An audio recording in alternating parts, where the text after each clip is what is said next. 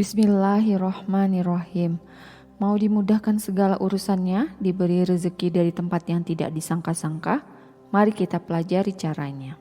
Berikut ini iklan yang banyak kita lihat untuk melancarkan rezeki.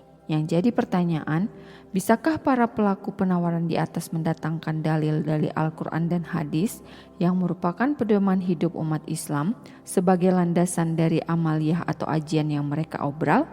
Apakah Islam tidak menyentuh permasalahan rezeki, serta melewatkan hal penting tersebut dari sorotannya?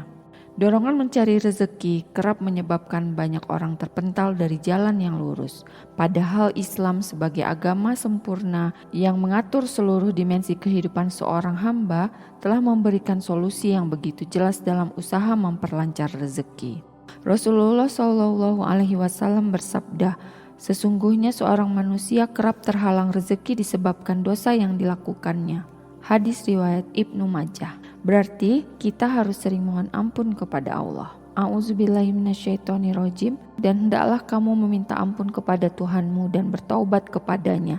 Jika kamu mengerjakan yang demikian, niscaya Dia akan memberi kenikmatan yang baik terus-menerus kepadamu sampai kepada waktu yang telah ditentukan, dan Dia akan memberikan kepada tiap-tiap orang yang mempunyai keutamaan balasan keutamaannya. Jika kamu berpaling, maka sesungguhnya aku takut kamu akan ditimpa siksa hari kiamat. Quran Surat Hud ayat 3. Firman Allah Subhanahu wa Ta'ala artinya, "Aku Nabi Nuh berkata kepada mereka, beristighfarlah kepada Rob kalian, sungguh Dia Maha Pengampun. Niscaya Dia akan menurunkan kepada kalian hujan yang lebat dari langit, dan Dia akan memperbanyak harta serta anak-anakmu, juga mengadakan kebun-kebun dan sungai-sungai untukmu." Quran Surat Nuh ayat 10-12. Ayat di atas menjelaskan dengan gamblang bahwa di antara buah istighfar adalah turunnya hujan, lancarnya rezeki, banyaknya keturunan, suburnya kebun, serta mengalirnya sungai. Karenanya dikisahkan dalam tafsir Al-Qurtubi bahwa suatu hari ada orang yang mengadu kepada Al-Hasan Al-Basri tentang lamanya paceklik. Maka beliau pun berkata, "Beristighfarlah kepada Allah." Kemudian datang lagi orang yang mengadu tentang kemiskinan. Beliau pun memberi solusi, "Beristighfarlah kepada Allah." Terakhir ada yang meminta agar didoakan punya anak. Al-Hasan menimpali, "Beristighfarlah kepada Allah."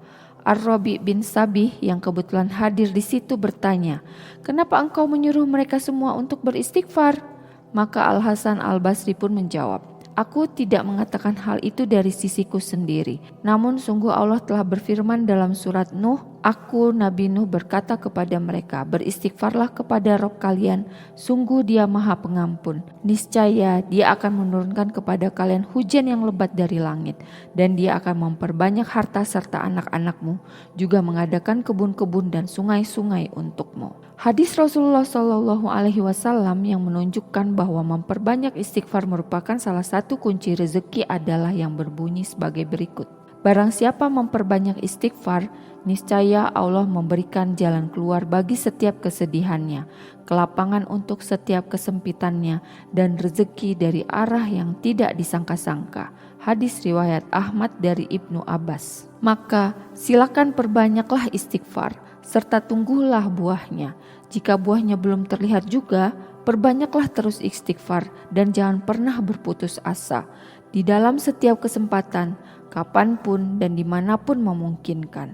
Di macetnya perjalanan, di waktu-waktu kosong saat di kantor, ketika menunggu dagangan di toko, dan lain sebagainya. Catatan penting, pilihlah redaksi istighfar yang ada tuntunannya dalam Al-Quran ataupun hadis Nabi SAW, dan hindarilah redaksi-redaksi yang tidak ada tuntunannya. Di antara redaksi istighfar yang ada hadisnya adalah Astagfirullah, Astaghfirullahalazim alladzi la ilaha illa huwal hayyul qayyum wa atubu ilaih. Sauban bercerita, jika Rasulullah SAW selesai sholat, beliau beristighfar 3 kali, lalu membaca Allahumma antas salam wa minkas salam tabarakta ya zal jalali wal ikram. Al-Walid, salah satu perawi hadis, bertanya kepada Al-Auza'i, bagaimanakah redaksi istighfar beliau? Astagfirullah, astagfirullah. Jawab Al-Auza'i, barang siapa mengucapkan astagfirullahalazim allazi la ilaha illahu hayyul qayyum wa atubu ilaih, niscaya akan diampuni walaupun lari dari medan perang.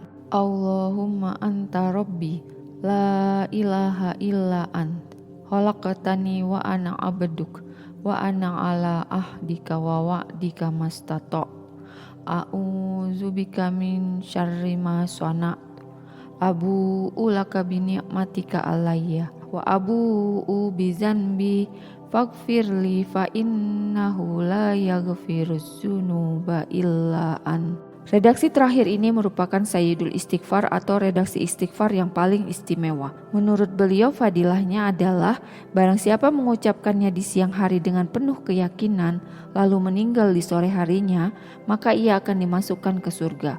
Begitu pula jika diucapkan di malam hari dengan meyakini maknanya lalu ia meninggal di pagi harinya, maka ia akan dimasukkan ke surga. Dari Syaddad bin Aus bahwasanya Rasulullah SAW bersabda, istighfar yang paling istimewa adalah Allahumma anta rabbi dan seterusnya.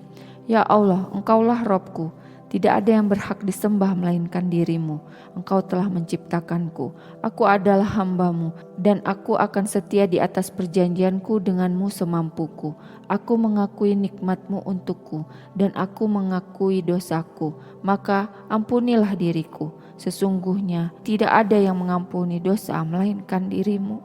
Aku memohon perlindungan darimu dari keburukan perbuatanku. Andaikan seorang hamba mengucapkannya di sore hari kemudian ia meninggal, maka akan masuk surga atau akan termasuk penghuni surga. Dan jika ia mengucapkannya di pagi hari lalu meninggal, maka ia akan mendapatkan ganjaran serupa. Alhamdulillah, wallahu a'lam bishawab, hanya Allah yang lebih mengetahui kebenaran yang sesungguhnya. Semoga kita semua dimudahkan Allah mendapatkan rezeki yang halal.